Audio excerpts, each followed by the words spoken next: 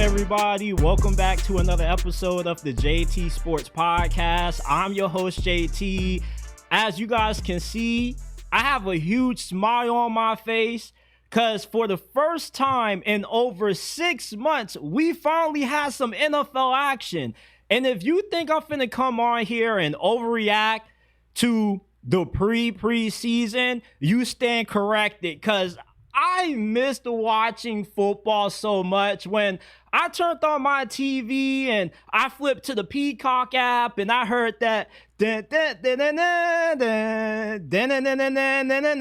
was like, oh my goodness, it's finally back. Football is finally back.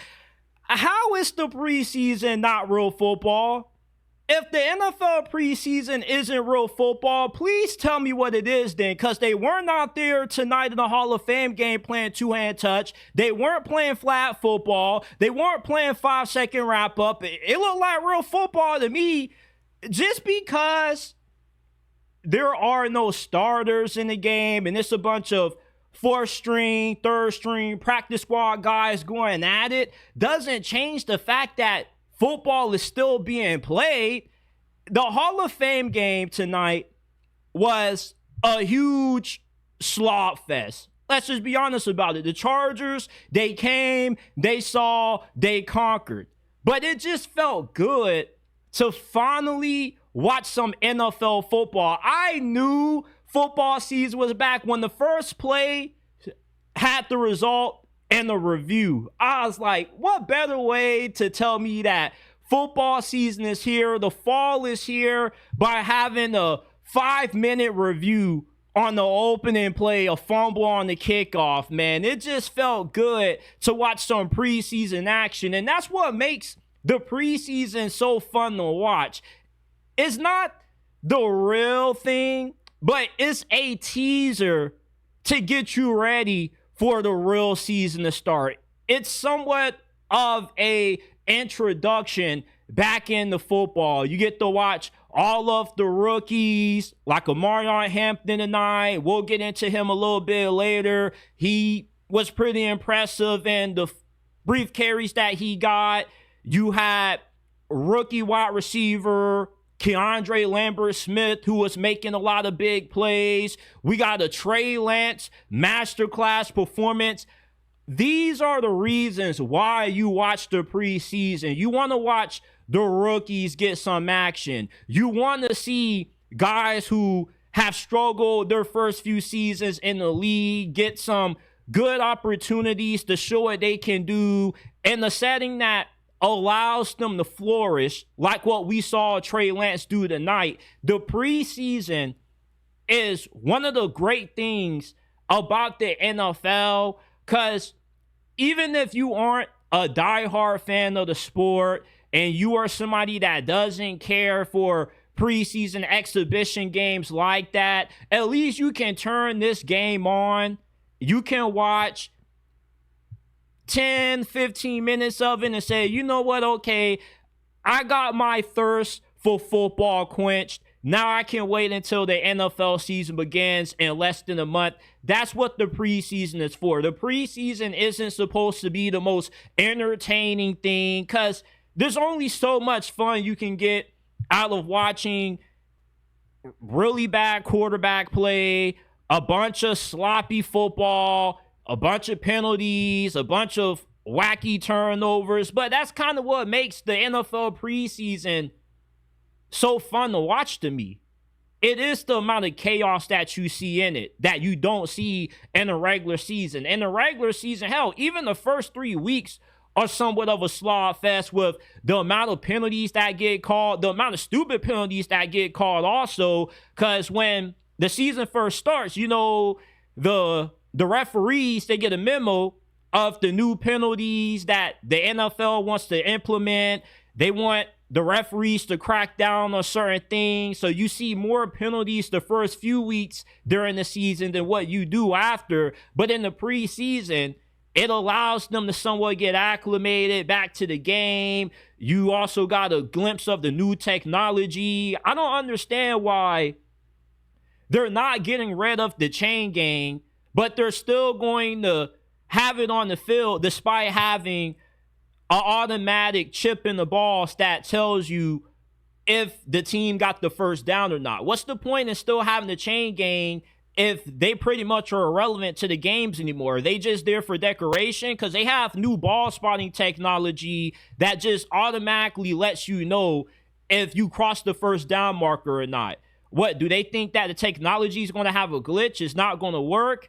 And they just got the chain gang out there for emergency? If that's the case, I understand. But the NFL is a multi-billion-dollar corporation. This is a multi-billion-dollar operation.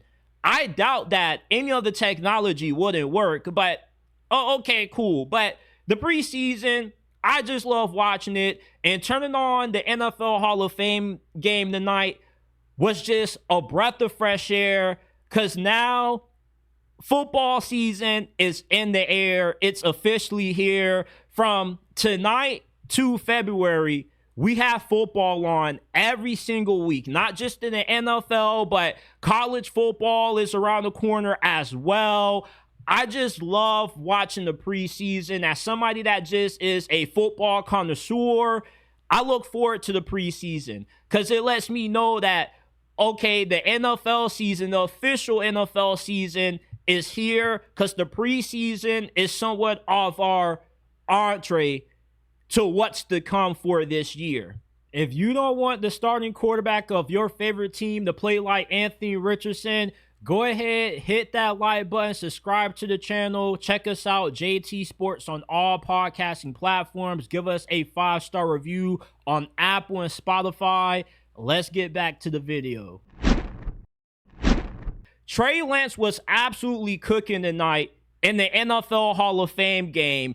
He looked like a completely different quarterback that we've never seen before. He was looking like Lamar Jackson out there. He was standing tall in the pocket. He was extending plays, buying time for guys to get open. And I was just asking myself, have the Chargers developed Trey Lance?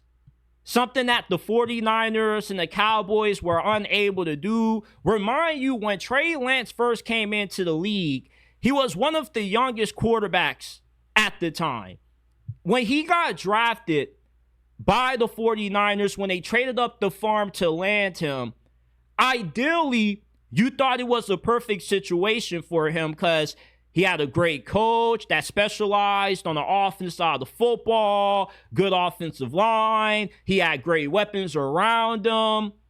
But what we overlook is that sometimes a great situation can be a bad situation depending on the circumstances. And for Trey Lance, getting drafted by the 49ers was a bad situation because he went to a team that didn't have time to wait for him to develop. He went to a team that was already made, that felt they were a quarterback away from winning the Super Bowl. And when you have a team that's built to win, you got to have a quarterback that's built to win also. You don't have time to sit through growing pains. You don't have time to wait for it to click.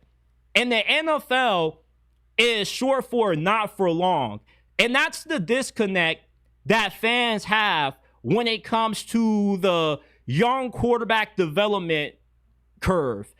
Decades ago, you had guys like Alex Smith where it took them 4 to 5 years to develop because the league was more patient back then. Now you got quarterbacks like Jaden Daniels, Bo Nix, CJ Stroud that come into the league and they have success early. So now the NFL went from being what used to be a patient league to now an instant gratification league. If your young quarterback doesn't have the success that Jaden, Bo Nix, or CJ Stroud had early, the team is going to end up feeling like they whiffed on that guy. And like the 49ers did, they gave up on Trey Lance. They traded him to the Dallas Cowboys when, let's just be honest, he wasn't getting the proper development there because Jerry Jones was just viewing him as an experiment. So now he signs a 1-year deal with the Chargers. And all of a sudden tonight, in the Hall of Fame game, Trey Lance has the best performance that he's ever had as a pro because he's going into a situation that properly allows him to develop. He's going to a team that has given him confidence. When you saw John Harbaugh pregame booting the dude up, and he was doing all of that grabbing and punching. I don't know what to describe Jim Harbaugh does to his quarterback before the game, but that was Jim Harbaugh essentially telling Trey Lance, hey, bro, don't go out there and stress. Don't go out there and overthink it. You're here to develop. You're not here to start over Justin Herbert. You're not here to lead us to a Super Bowl. You're here to learn and grow. And when you allow a young guy like Trey Lance to just go out there and just play with nothing to hold him back, you allow him to play loose, you get performances like this. Trey Lance tonight was really impressive. 13 of 20, 2 touchdowns, no interceptions. This was a really good performance that Trey Lance had to put on display. You saw all the reasons why the 49ers traded up the farm to land him in the 2021 NFL draft. The arm strength is there. The athleticism is there. It's just that he doesn't have the polish yet to be a starter. But for certain quarterbacks, it takes them a lot longer to develop than others. Trey Lance only started really one full season in college. And that doesn't even include the COVID year, which was already weird as what it was. Going to the Chargers has allowed Trey Lance to get what he was unable to receive at his previous 2 stops. Let's just be honest about it. Were the Cowboys really trying to develop Trey Lance? It didn't really look like it. It just looked like one of those moves that Jerry Jones made just because he's Jerry Jones and he had the power to do so.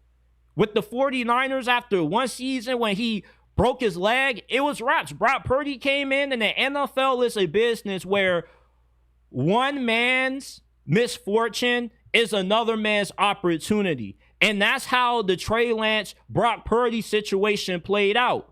Brock Purdy took advantage of Trey Lance's misfortune, and he never looked back. And when a guy leaves you one game shy of the Super Bowl as a undrafted, well, not undrafted, as Mr. Irrelevant, you got no choice but to roll with him moving forward. Trey Lance now, with this one lone season that he has with the Chargers, could be the development that he properly receives that allows him to maybe get an opportunity to be a starter around this time next year. Because there are guys that can be late bloomers, like Geno Smith, Sam Darnold, Baker Mayfield. Maybe Trey Lance is a late bloomer. And from what I saw tonight, hey, look, I'm not saying that he's going to turn into one of the greatest redemption stories in NFL history, but what I am telling you is that Trey Lance tonight showed that he has the ability to be a capable starting quarterback in this league. Yes, I know that Omarion Hampton only got 2 carries in the NFL Hall of Fame game tonight, but that's not going to stop me from hyping him up anyway. What people didn't want to admit coming out of this past year's draft about Omarion Hampton and Ashton Jeanty is that the gap between those two was not as wide as what it was thought to be. What Omarion Hampton did at North Carolina over the past 2 seasons was nothing short of incredible. North Carolina isn't a school that has high-end talent where they recruit a bunch of 5- and 4-star guys. Omarion Hampton, his last 2 years at North Carolina, he was number 1 and number 2 in FBS and yards after contact. This is the definition of what happens when an unstoppable force meets an immovable object. Omarion Hampton is the unstoppable force. The immovable objects are everybody on the other side of the ball trying to bring this locomotive down. If you ever saw that movie called Unstoppable with Denzel Washington when He's trying to stop that train that has no driver in it. Omarion Hampton is that train in that movie, because it's impossible to bring this brother down unless you have an army around him. He doesn't go down off first contact. He has a lot of similarities in his game to what Ezekiel Elliott did in his prime, his first few seasons in the league before he fell off. He's explosive. He has instant acceleration. As soon as he gets the ball, he's running downhill. And what's even scarier about Omarion Hampton is how well he moves for a guy that's supposed to be 6 foot, 225 pounds. The guy ran 4.46 in the 40-yard dash. Ashton Jeanty is better than Omarion Hampton. I feel he's going to have a really fantastic rookie season. But Omarion Hampton is not going to be too far off. I would not be surprised if we see Ashton Jeanty and Omarion Hampton both run for over 1,200 yards in their rookie years, because the gap between the two is not as wide as what you think. For Omarion Hampton to move at this size is a crime. He also has really good vision. Normally when guys are this big, they don't have the best vision. They're running into offensive linemen. They just are nothing but sheer force.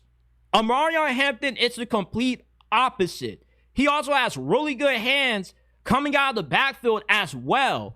Don't be shocked if Omarion Hampton, like Ashton Jeanty, quickly cements himself as one of the best running backs in the league. If you are one of those fantasy football players out there, you need to make sure that you grab up Omarion Hampton.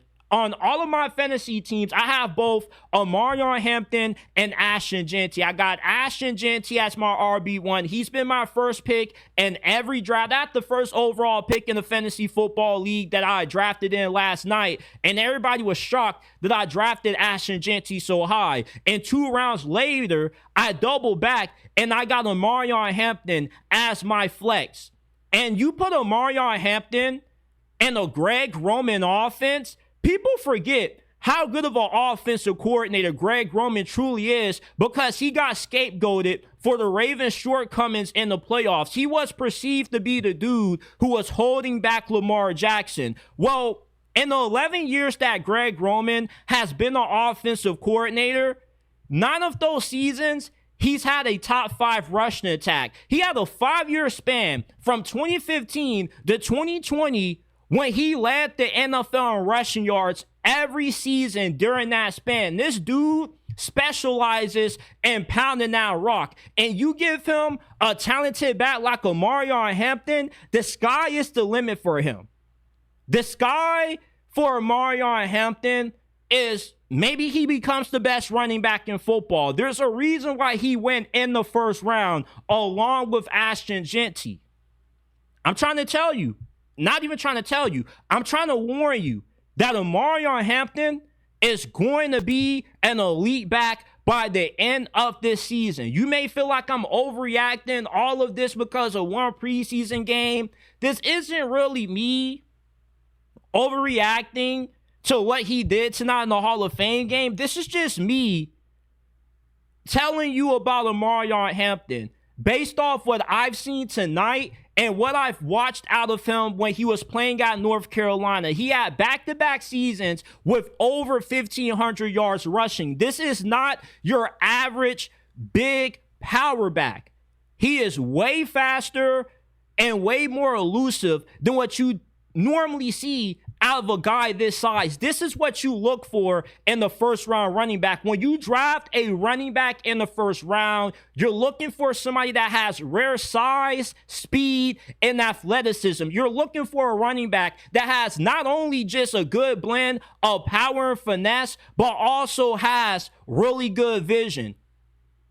You put Omarion Hampton in this Greg Roman offense behind one of the best offensive lines in the NFL with a head coach that does nothing but pound the air out of the football, is going to be a recipe for a really good career and a really productive rookie season.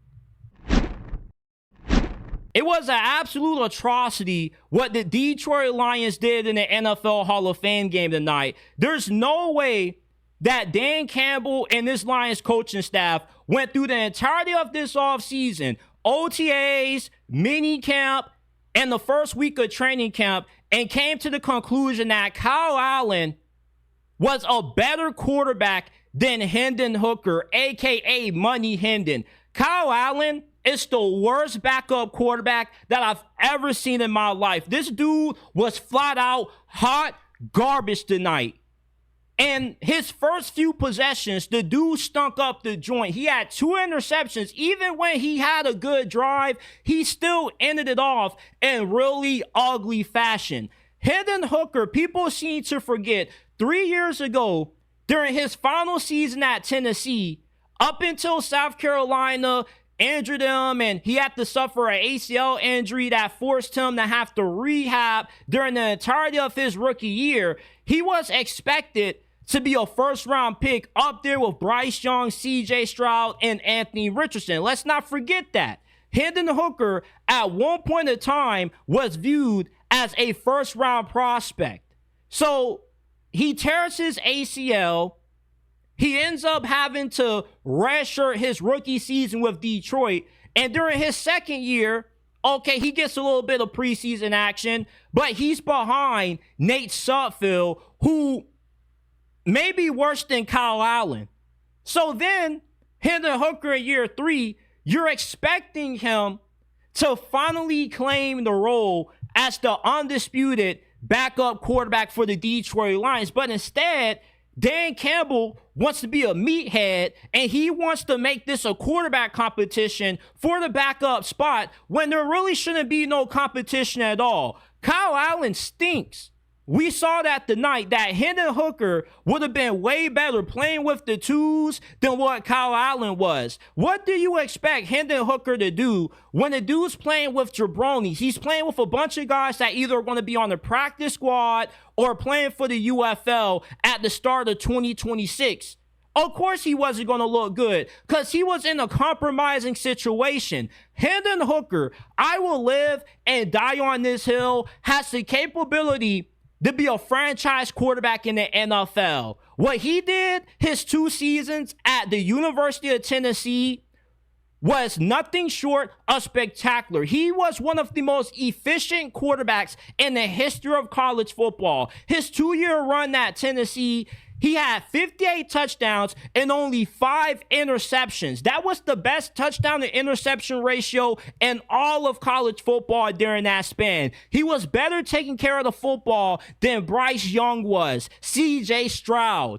And if it wasn't for that ACL injury, Hendon Hooker, without a doubt, would have went either in round 1 or round 2 of the draft to an organization that would have given him the opportunity to be the long-term starter. The Detroit Lions have Hendon Hooker locked in a box. They're not allowing him to truly show how good he has the ability to be because, for one, you got Jared Goff. Cool. But 2, they want to make these blockheaded decisions to try to make a quarterback competition out of one that really shouldn't be a competition at all. If anything, we should be having a competition to see who should be QB3 behind Kyle Allen. Because if this is the dude that you're going to be trying out on the field, if something happens to Jared Goff, you are effed. You are. Your season's over. If Jared Goff gets injured and you're telling me that Kyle Allen is going to be the backup instead of Hendon Hooker, then the Detroit Lions season is over if that ever happens. And you better pray that it doesn't happen if you're the Detroit Lions. If you are the Detroit Lions, you better pray that Dan Campbell comes to his senses and realizes that Hendon Hooker is miles better than Kyle Allen. Hendon Hooker has great accuracy, great touch on the ball. He's a pretty good athlete as well. We've seen enough out of Kyle Allen. This dude has been a journeyman backup quarterback for nearly a decade. What more do we need to see out of him? Nothing else. He's garbage. And I know that he's in the NFL. I'm not in the NFL. So what right do I have to call this dude garbage? Okay, you got a point with that. But if we are comparing Kyle Allen to his contemporaries and we are comparing Kyle Allen to Hendon Hooker, he's garbage. Hendon Hooker clears Kyle Allen. It was an atrocity that first I turn on my screen and the Detroit Lions choke up the pigskin the first play of the game. I'm like, okay, so I got to wait 5 more minutes to see some Hendon Hooker. Cool. So then you finally get an opportunity to see the Detroit Lions put their offense on the field. You're expecting to see Hendon Hooker, and they got Kyle Allen on the field. I'm just like, oh my goodness. And then the dude is just overthrowing guys, throwing the ball in the dirt. He's throwing interceptions. I mean, if Kyle Allen is the Detroit Lions backup quarterback, good luck, because you're going to need it. There's no way that you can justify, if you have eyes that work, if you just have somewhat functioning eyes, you don't even need to have 20/20 vision. If you can just somewhat see, you can't tell that Kyle Allen is an NFL quarterback with how he looked tonight. This dude looked like he belonged in a Canadian Football League or the UFL. There is no way in hell that Hendon Hooker should be competing for a backup spot with a scrub like Kyle Allen. This dude just straight up stinks. Why do the Detroit Lions continue to play with Hendon Hooker like this? Last year, they had him competing for the backup job with Nate Stuffield. Now, for another offseason, they have him competing against another scrub for the backup job? I mean, come on, Brad Holmes. Come on, Dan Campbell. Let's wake up. Let's stop acting like Hendon Hooker ain't one of those ones. If the New Orleans Saints was smart, they would trade for Hendon Hooker, because Hendon Hooker is better than any quarterback that the Saints currently have on that roster. He's better than Tyler Shock. He's better than Spencer Rattler. He's better than Jake Hayner. Hendon Hooker can be a franchise quarterback in this league if given the opportunity. And he definitely can be better than a QB3 if Dan Campbell can wake up and open his freaking eyes. Maybe Dan Campbell needs to go get his eyes checked, because with how much of an atrocity that Lions offense was with Kyle Allen in that quarterback, he just might need to go get his vision checked. Because there's no way that we could have watched this game and Dan Campbell say, oh, yeah, like, we're going to roll with Kyle Allen as our backup quarterback for this year. Huh?